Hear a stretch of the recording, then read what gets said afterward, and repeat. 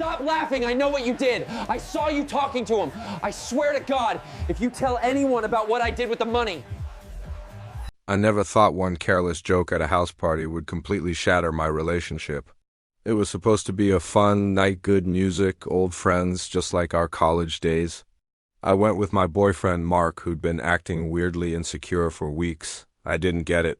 We'd always trusted each other. Or so I thought. The party was packed. Mark stuck to me like glue, almost like he was afraid I'd disappear.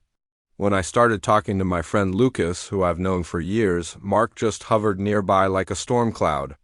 Every time I laughed at something Lucas said, I could feel Mark tense up beside me. I tried to ignore it, thinking maybe he was stressed from work. But his eyes were on me constantly, suspicious and intense. Things took a turn when we were all joking around in the kitchen about celebrity crushes. When it was my turn, I laughed and said, "Honestly, if Jason Momoa walked in right now, I'd probably forget Mark even exists." Everyone laughed. It was obviously a joke. Everyone, except Mark, his face went completely cold.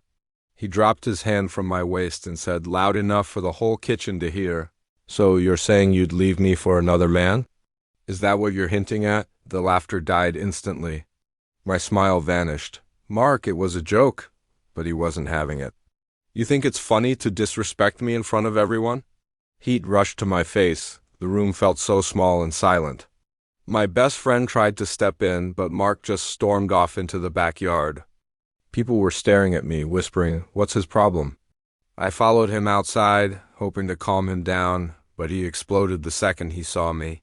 "You think flirting with Lucas and talking about sleeping with other men is funny?" he snapped. "You embarrassed me." I tried to stay calm. "Mark, it was a celebrity joke. Nobody thought it was real." He stepped closer, his voice shaking. "But you hinted what you do with another man. Whether it's a celebrity or Lucas or whoever, you showed everyone you don't value me." My throat felt tight. This wasn't the man I knew. This was someone who saw betrayal where there was none.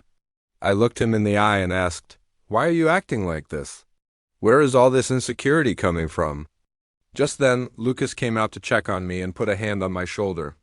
Mark spun around and yelled, "Get your hands off her."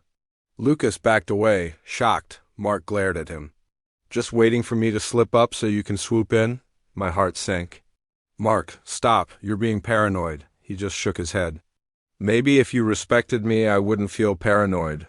That one sentence froze me. Something wasn't right. Finally, I asked the question that had been building up all night. "What are you not telling me?" He looked away, and his anger was replaced with guilt, and then it all clicked. The insecurity, the accusations. He said, his voice barely a whisper, "I thought if I acted jealous, maybe you wouldn't notice." "Notice what?" I asked. "That I messed up." My heart plummeted. "Messed up how?" He closed his eyes. "I crossed the line with someone at work. I could barely breathe." "What? Line?" "We just kissed. Once, but I regretted it, and I didn't want to lose you. I thought if I acted jealous, it would distract you. Make you cling to me more." The confession hit me harder than all his yelling. "So you cheated," I said quietly. He flinched. "And then you accused me of things I never did," I continued, my voice shaking. "Because you were guilty." His silence was all the confirmation I needed. He wasn't protecting our relationship. He was projecting his own betrayal onto me. He had humiliated me to cover up his own mistake. I stepped back from him. "You handle it by being honest?" "Not by punishing me for something I never did." I turned and walked back toward the house. "Where are you going?" he asked, his voice desperate. "Inside," I said, "to get my things." "I'm going home." He pleaded and apologized, but his words meant nothing. As I walked out of that party, I realized something painful. Sometimes heartbreak isn't just about what someone does. It's about realizing who they truly are.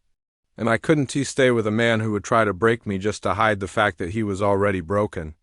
Thanks for listening. If you've ever been through something similar, share your story in the comments.